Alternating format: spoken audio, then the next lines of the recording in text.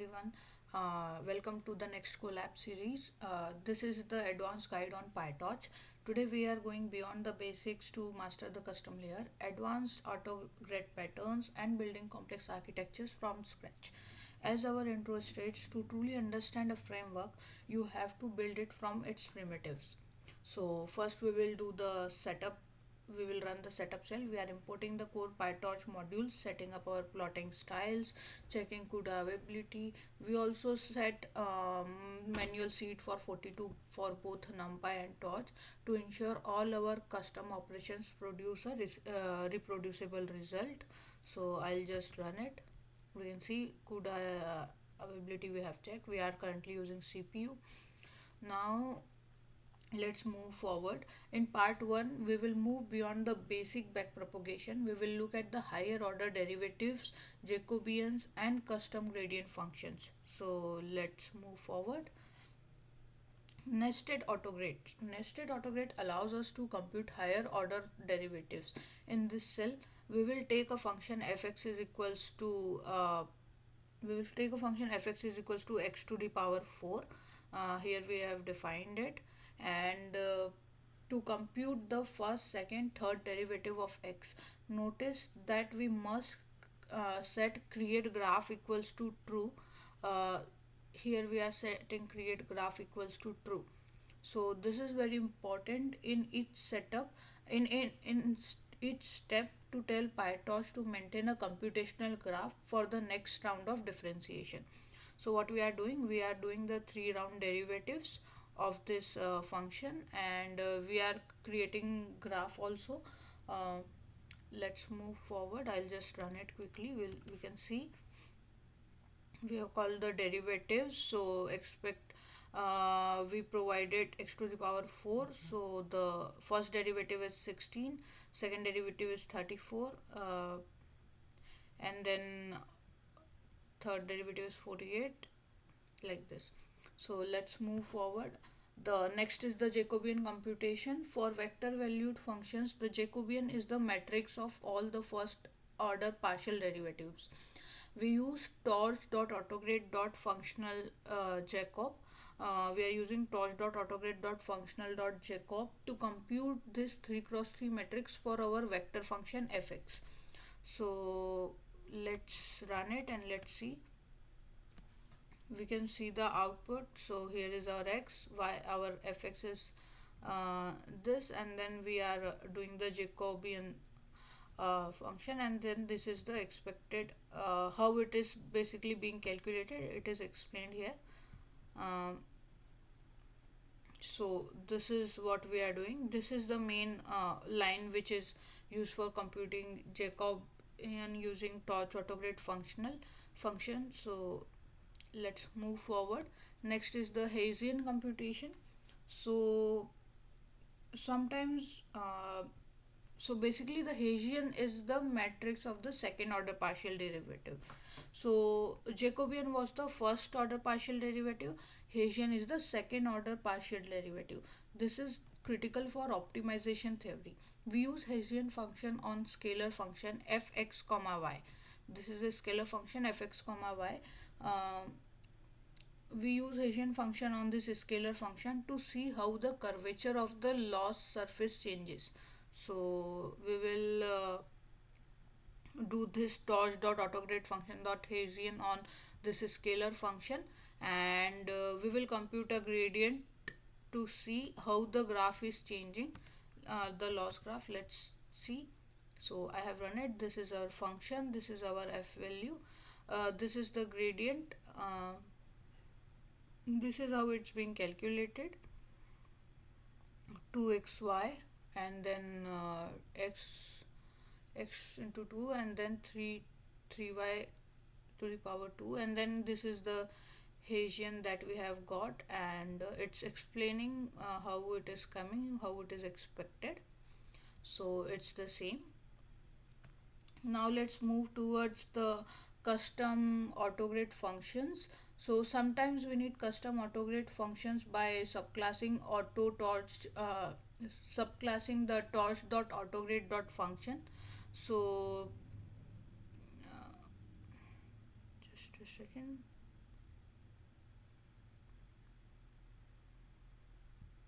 Okay, so sometimes we need custom autograde function. By subclassing torch.autograde.function, we can manually define the forward and backward passes. So here we create a clip gradient norm operation that act as an identity function in the forward pass, but clips the gradient magnitude during the backward pass. So we are clipping the gradient value in the backward pass, and we are doing the forward pass to save the clip value for the backward. So this is how it's working. I'll just quickly run it and we'll see the output. So this is our input. This is gradient clip to the norm, and this is our gradient norm value. We can get it from x.grad.norm, and we can get the list. Now moving forward to straight through estimator. So the straight through estimator is a clever trick for non-differentiable operations like rounding or sine function. By defining a custom backward pass that simply passes the gradient through unchanged, so we can actually train through these discrete layers. So if you see, we have created this straight through estimator here, which is used for binary discrete operation that are non-differentiable and quantization in neural networks. So in the forward pass we will round to the nearest integer, and then in the backward pass we will pass the gradient through unchanged identity. So this is what it's getting there. Then we have one straight through sine function. This was straight through round, this is a straight through sine, where the forward function is the sine function minus 1 0 or 1, and the backward function is a gradient of hard 10h. Basically it gives 1 if mod of x is less than or equals to 1, else it will pass 0. So we will apply will convenience the we will convenience the functions, and we'll do like straight through dot apply and then straight through sine dot apply, and we'll store them here. Then we will test it. We have defined a x tensor, we have mentioned required grade is equal to true, and then we will do will pass straight round through by passing x and store it in y, and we will check calculate the loss, and then we will pass the loss to the backward function, and we will just run it to see how the output looks. So this is our input. These are the rounded numbers to it, and this is the gradient value, and round is non-differentiable, but we can still train. So that's for the straight through estimator. Now going through the gradient hooks. So gradient hooks are powerful for debugging. We register a hook on a tensor to log its mean and its standard deviation during the backward pass without modifying the original code. So let's see here also it's like hooks allows you to inspect or modify the gradients during the backward pass. Register hook on tensors and register backward hook on modules. So let's see.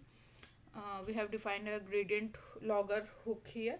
This is the hook that logs the gradients statistics. We are mentioning grade dot mean dot item grade dot standard deviation and the norm, and we are returning the grade. So this is the hook that logs the gradient statistics.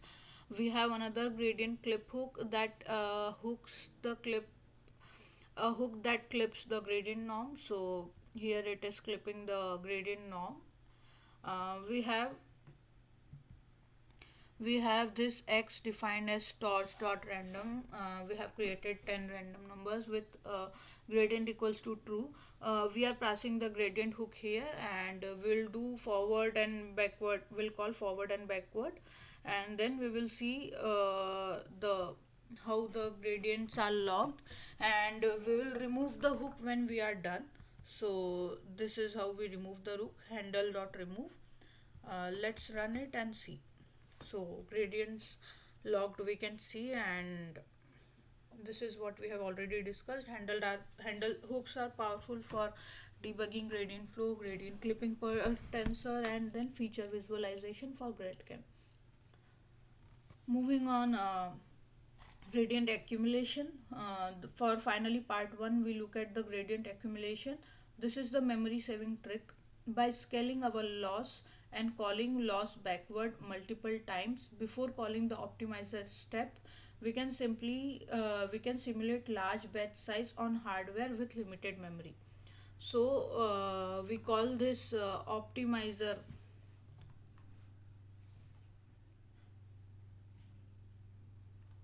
We have this optimizer defined here, that is zero gradients once it starts. So let's see the code.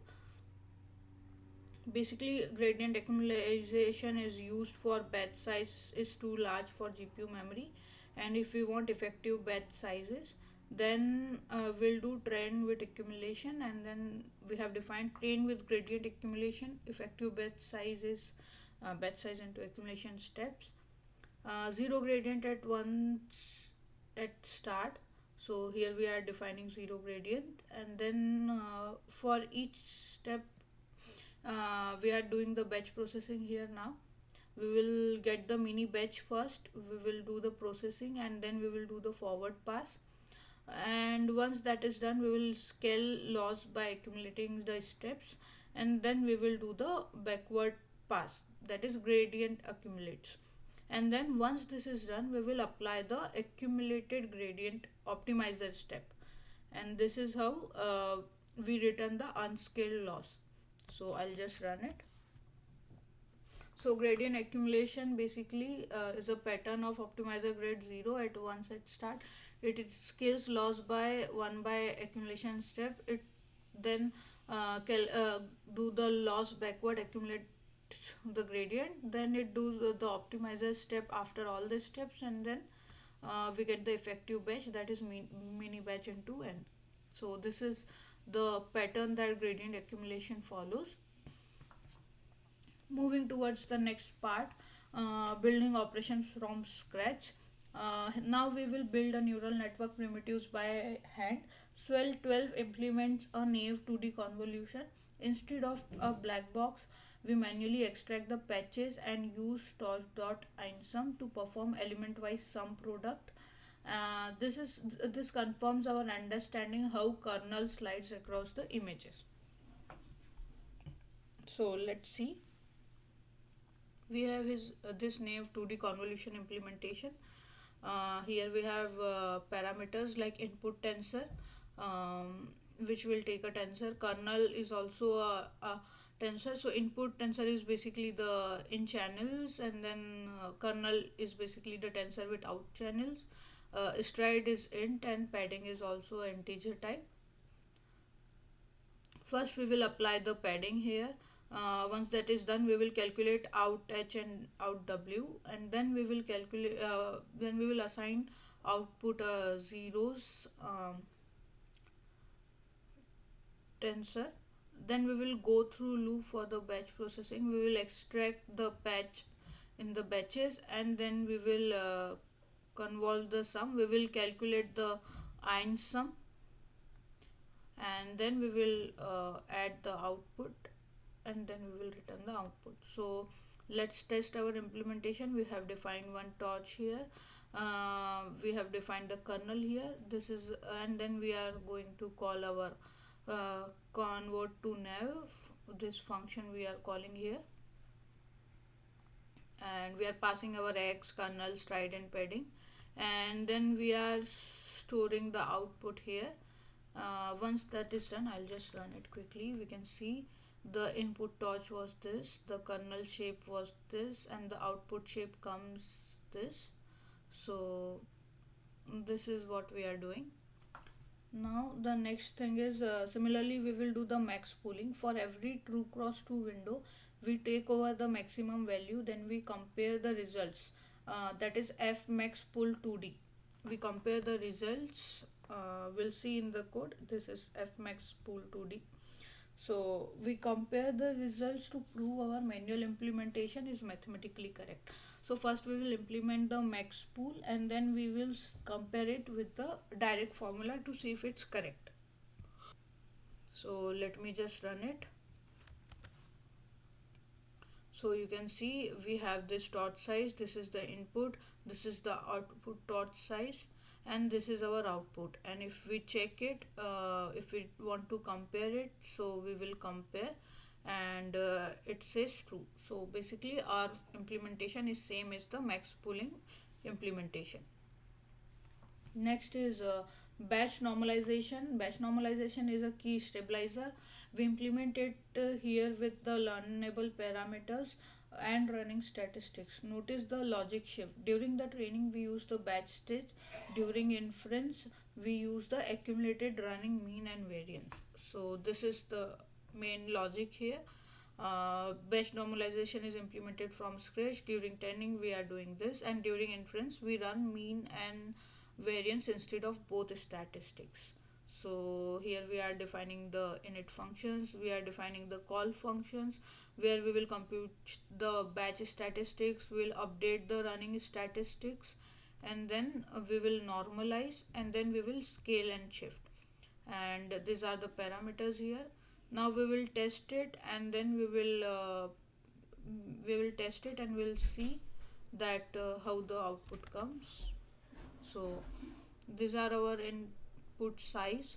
This is our input mean per feature. This is our standard deviation per feature. This is our training mean output, and this is our training standard deviation output. And after batch norm, each feature has 0 mean and 1 standard deviation, near to 0 and near to 1. Now next is layer normalization from scratch. Layer normalization is the backbone of the transformers. Unlike batch norm, while normalizes across the batch, layer norm normalizes across the feature for each sample individually. This make it independent of batch size. So the layer normalization normalize across the feature and not in the batch. It is used in transformers because it work in any batch. No running statistics is needed, and each sample is normalized individually. So we have defined this init function. We have defined the call function which compute the statistics across the last dimension, normalize it, and then scale and shift. We will test it here. We will call the function, and then we will see the input and the output and what the outputs are calculated.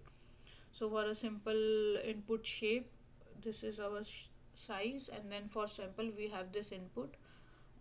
We get this as the output. This is the mean and the standard deviation.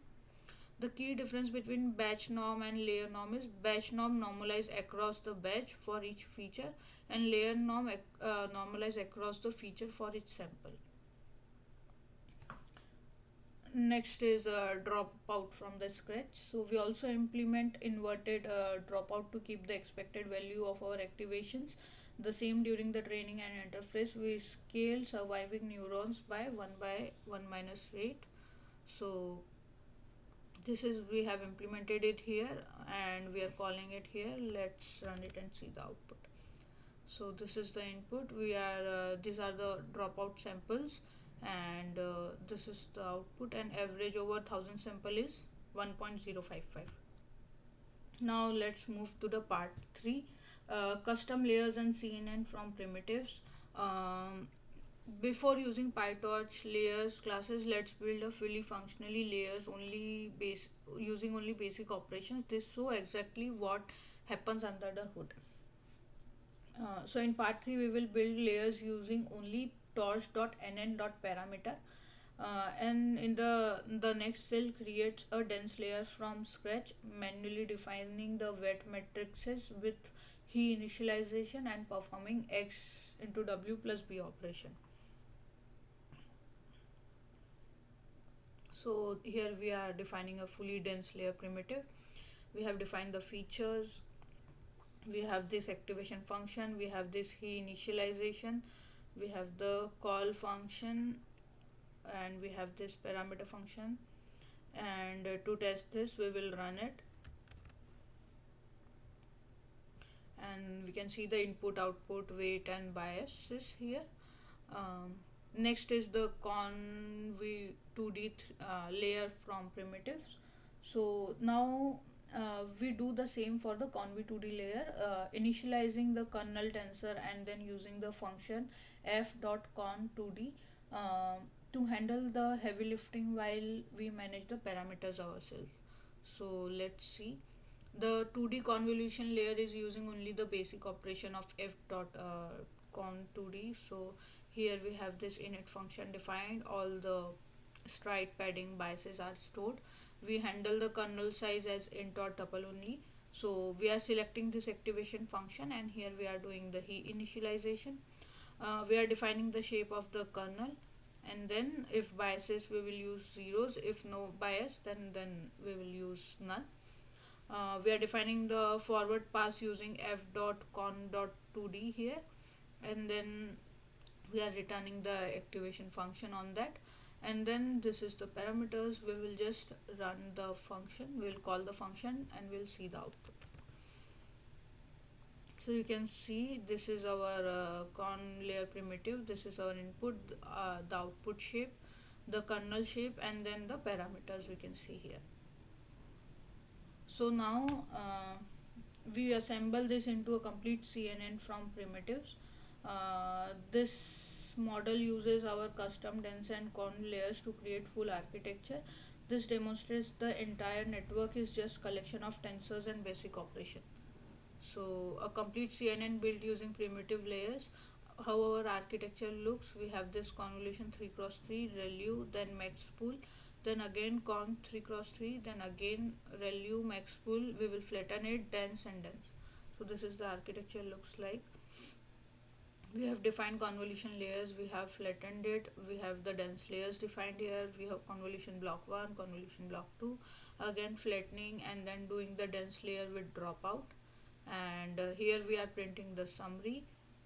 Let's create and test our function. So this is the summary. The first layer that created has 320 parameters, next layer created 18,000 parameter, next layer created 400,000 parameter, and then again the last layer created with 1000 parameters. So total trainable parameters we have around 421, and this is our input and output. Let's move to the next part. So now we move to a proper PyTorch way, the NN module API. So the PyTorch NN module provides a clean API for custom layer with automatic parameter registration, forward method, proper device management, and it also gives us the benefits of primitive plus automatic weight tracking via parameters, serialization, integration with optimizers and training loops, proper shape inference.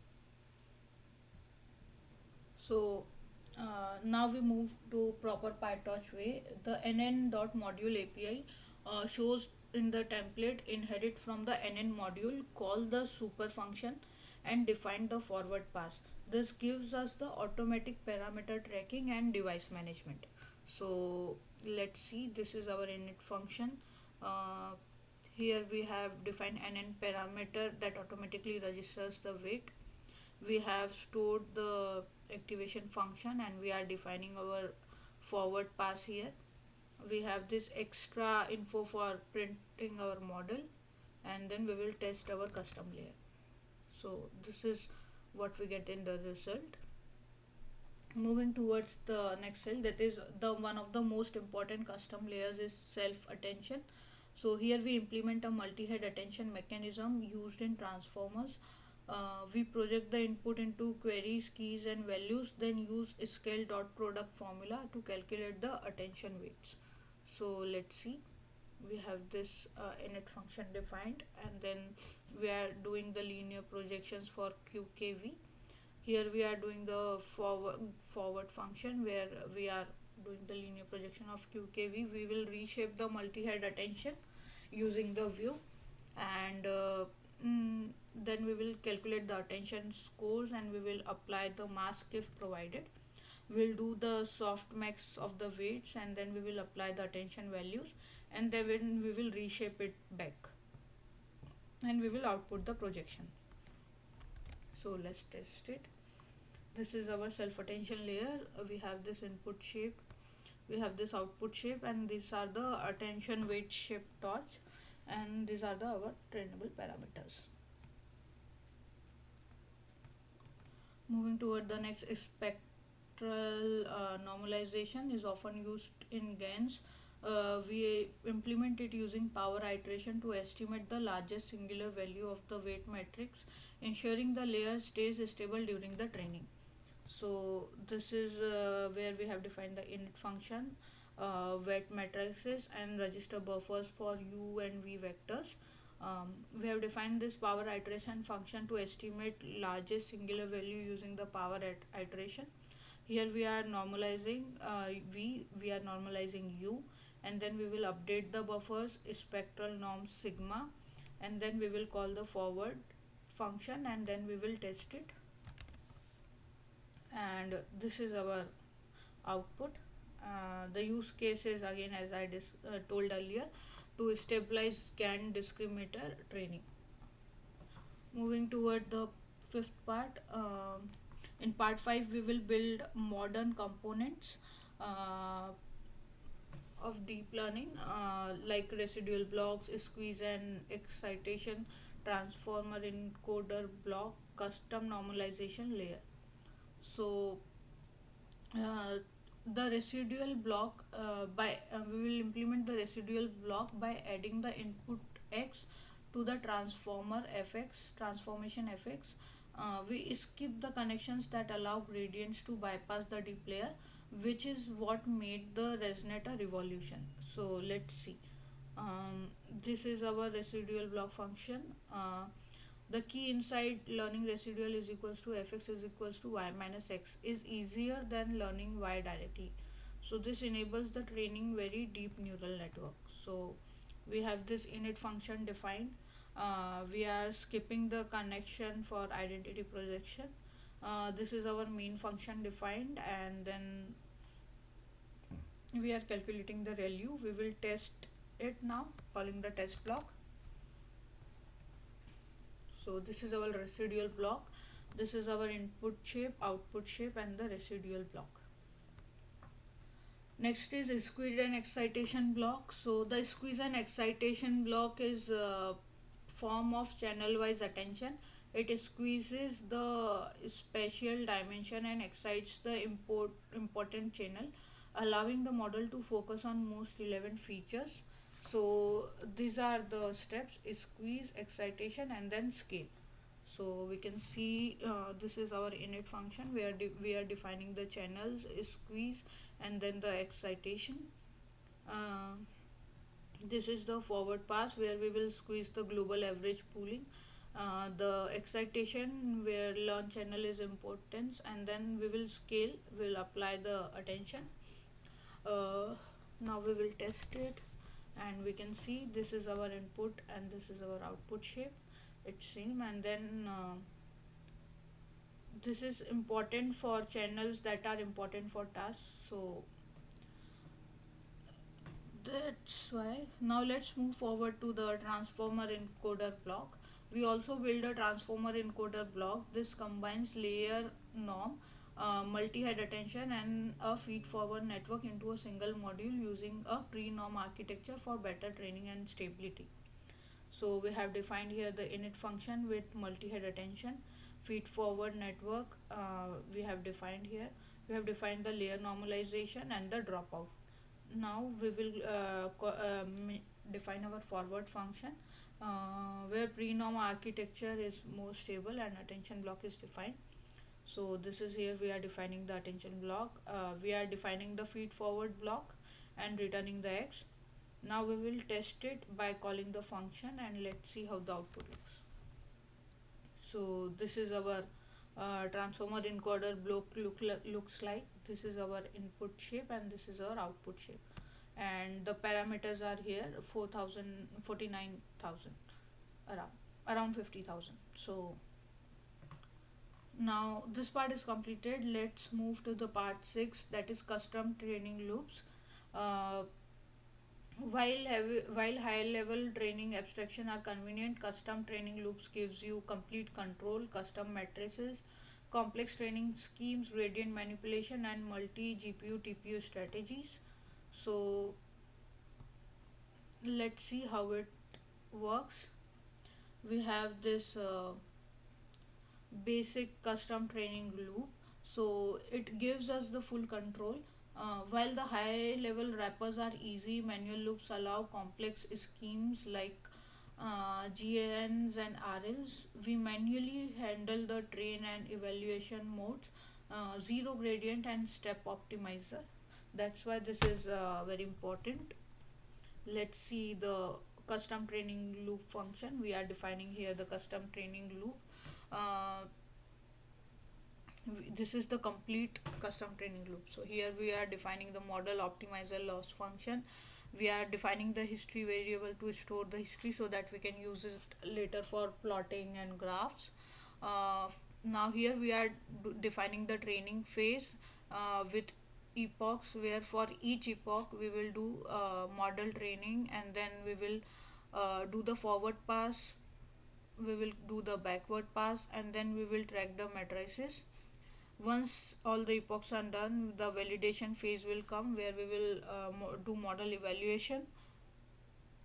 So after the validation phase, we will record the history, we will print the progress, and we will return the history. So let's call this and see. So this is a basic custom training loop defined. Now we will move forward to training gradient clips. So we enhance our loops with gradient clips by clipping the global norms of our gradients. We prevent the exploding gradient problem often found in the deep networks, so we can avoid that. Let's define the train with clipping function. We will do single training step with gradient clipping. Gradient clipping prevents the exploding gradients in deep networks. So we will do model.train, we will do the forward pass, we will again do the backward pass, and then we will clip the gradient by global norm, and then we will apply clipped gradients in the optimizer, and then we will return the items. So I'll just run it. So this is how we define the gradient clipping. Now we will define the learning rate scheduling warm up. So finally we implement the learning rate scheduling, where we explore the options like cosine annealing, and then look at the pattern for implementing a linear warm up, which helps to stabilizes the very beginning of the training. So here we are defining the models. We are mentioning the common schedulers. We'll print the names of the schedulers, and we'll go through the training loops and warm up the print the warm up example. So available schedulers, we can see these are the training loops, and this is the pattern that we follow. So moving toward the practical demos and the conclusion. So putting it all together, let's combine everything we have learned in a real example. It's a custom ResNet or for digital classification. In our final demo, we will use a digital dataset, which we build a mini ResNet and combine our custom residual blocks and squeeze and excitation blocks to solve a real world classification task. So let's see it. We are loading the digit data set. We are doing the pre-processing scalar fit. We are reshaping for the CNNs, and then we are splitting our data into test and train data, and we are converting the splitted data into tensors. So let's print our training samples and all. So we can see the training samples, test samples, and an image shape. So once we have loaded our trained and training data, uh, let's see, we will define the class mini resnet uh, with custom residual blocks. So we will initialize the convolution, we will set the residual blocks, and then we will define the SE block for channel attention. This is here we are doing the classification head, and then we will define the forward function, where we will initialize our convolution. We will define the residual blocks again, we'll define the SE attention, and then we will do classification head, and we will return the X. So to create a module, we will call the function, and we can see this is a mini ResNet architecture, where we are defining residual block 1, residual block 2, and then we are doing the squeezing, and then we are doing the global pull and we are returning the parameters. So here in this cell, we will train the model for 30 epochs and then visualize the result. The plot shows our loss decreasing and accuracy climbing, while final image grid shows the mini resnet actual predictions on the test digit. So let's see our this 30 training epochs, and then we will see the visualizing results also that we discussed.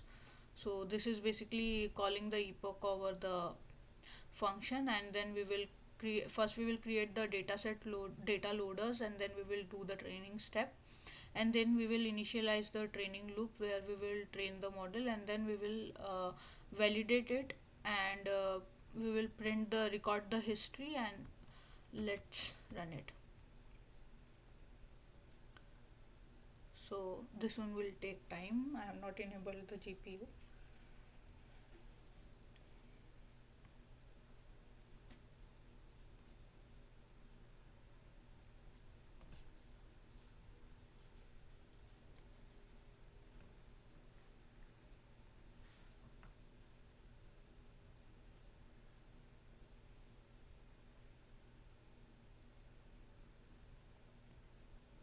This is the final test accuracy. Now we will visualize the training results. So we will plot the history and we will see. I'll just run it again. So this is our visualized history. This is training loss. With epochs it is getting reduced and the accuracy is increasing with the increasing number of epochs. We can see the prediction, all are green, all are matching. So let's wrap up. We wrap up with an advanced cheat sheet summarizing every pattern we have used, from Jacobian math to gradient accumulation. We will just summarize everything, and this is our conclusion. uh, we have learned all these topics, and this is all things we have completed, and this is our next step that we will perform. Thank you.